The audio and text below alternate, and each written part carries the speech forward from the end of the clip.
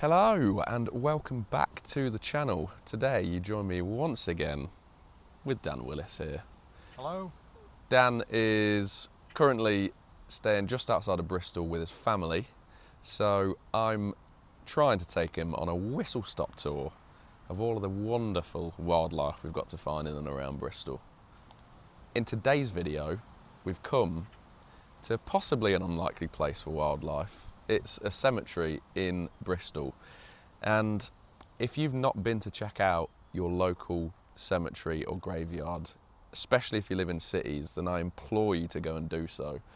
What I've found is there just seem to be some sort of wildlife haven in and around normally fairly grey areas. I think it's probably because they're large green spaces that particularly birds can come and find anything they want. Trees, shrubs like behind us, and also friendly folk like us that are putting down peanuts in the hope that they come down.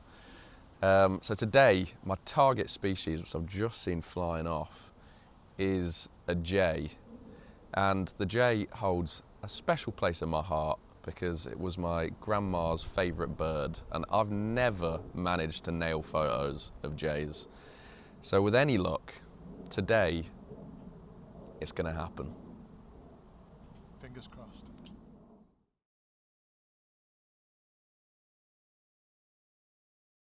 So I've currently got Dan on putting out food duty.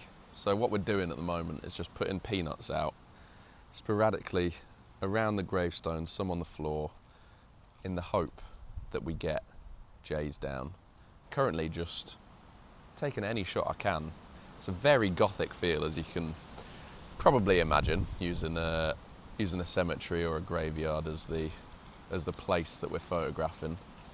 And having crows on top of there, there's something special about that for some reason. But yeah, no jays yet. Fingers are crossed. I'll keep you updated.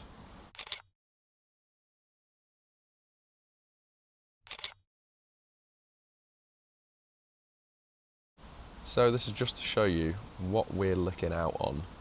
We're on a bench, nice and comfy, and the hope is, as my finger enters the screen, that we get birds landing on the tops of any of these lovely gravestones, as I've just heard a green woodpecker laughing on in the background.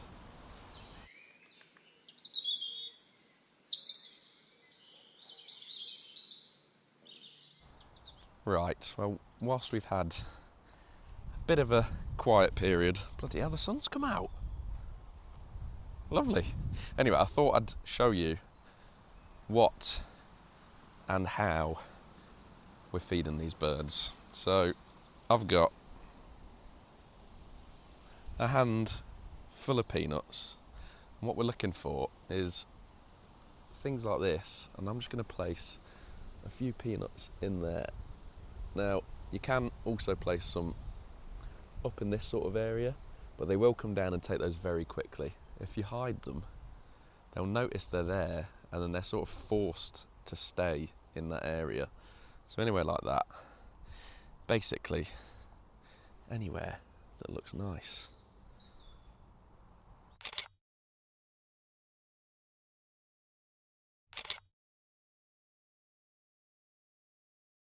So in case there's any doubt as to whether this is perhaps a little bit disrespectful, this part of the cemetery is the nature area. They're letting everything grow a bit wild, wildflowers come out, essentially to benefit all of the wildlife that comes to this green space. So they are used to people coming in and feeding the birds.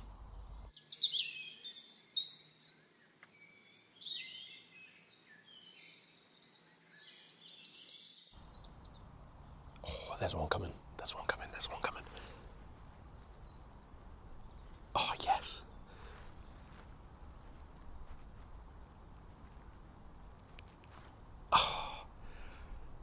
Oh, it's just flying off. Yes.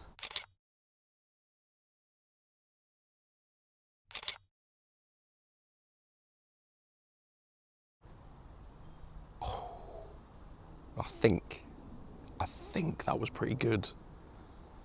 Oh God, they are beautiful. That was worth the wait.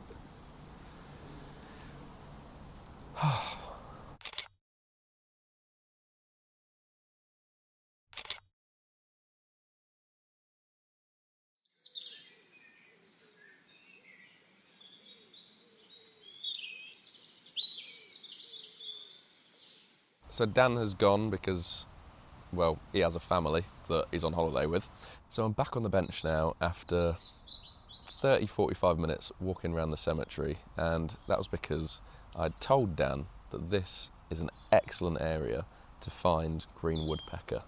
And if you'd like to find out whether we manage that, you're just gonna have to go over to his channel and subscribe and wait for that video to come out.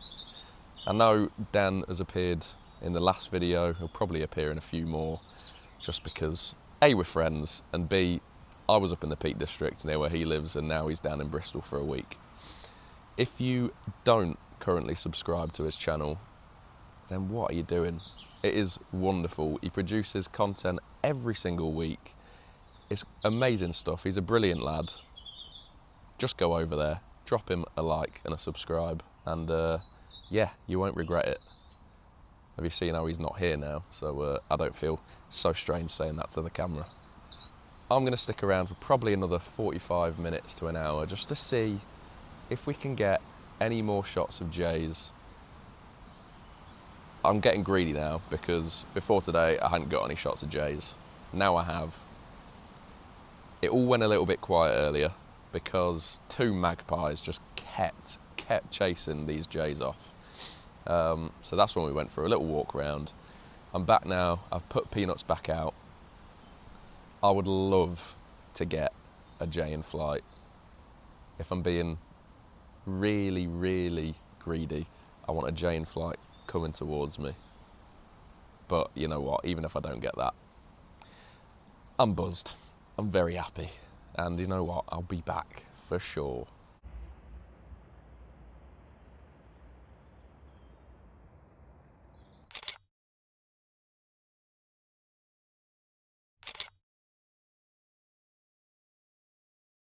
So something I'm concentrating on is getting shots in both landscape and portrait, because it's very much dependent on which sort of gravestone that they're landing on.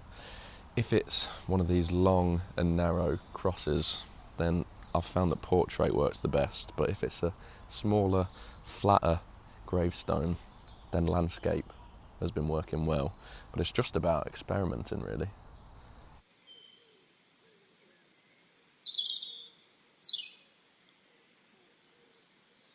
So another thing that you can work with in cemeteries is working with background and foreground blur using the gravestones. So if you see a bird land on a specific gravestone, you can move around so that part of the image is completely blurred out. You can still tell it's a gravestone, so it gives a bit of context, but then it also pushes more of the attention onto your bird. And the same thing works with having gravestones in the background. Again, gives complete context as to where you are, adds a bit of story to the photo, but can really help making your bird stand out. So I'd say if you are coming to a cemetery for photography, just move around loads, see what works. Some of the stuff doesn't work, but it's digital photography, it's all free. So if you are coming to a cemetery for photography, then just use it to experiment. All these things, you can take your time, decide what works, what doesn't, and then that really adds to your arsenal of skills. If you ever are in a situation where you've just got to take the shot really quickly, it ends up becoming second nature, looking for that composition really quickly.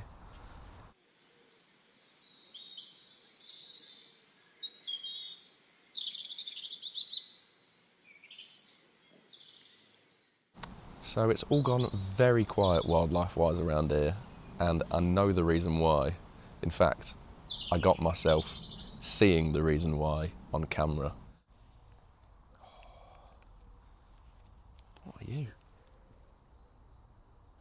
And that's because this sparrowhawk landed and I'm not sure that the footage is very good, but I'm going to show it you anyway.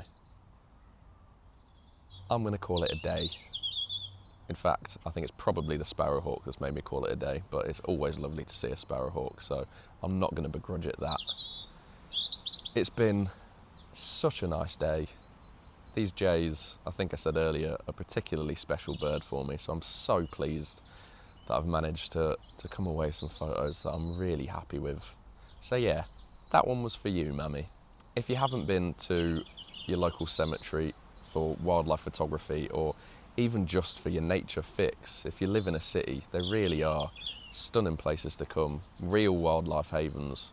So I'm just going to interject very quickly to go through all of the species that I've been able to see and photograph today. So we've got grey squirrel, crow, magpie, wood pigeon, jays, song thrush, goldcrest I've just had in, green woodpecker, sparrowhawk, and I've been here, what, 2.5 hours I think in total? There's probably a few that I've missed off as well, but yes, anyway, back to me.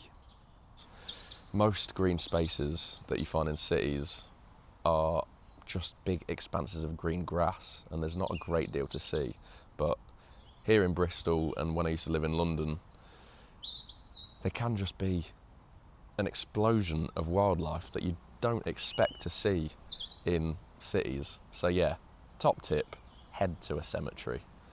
If you have enjoyed this video, then please consider a like and a subscribe, and drop me a comment. It is always lovely to hear from you guys. But for now, I'm going to say thank you very much for watching, and I'll catch you on the next one. Cheers.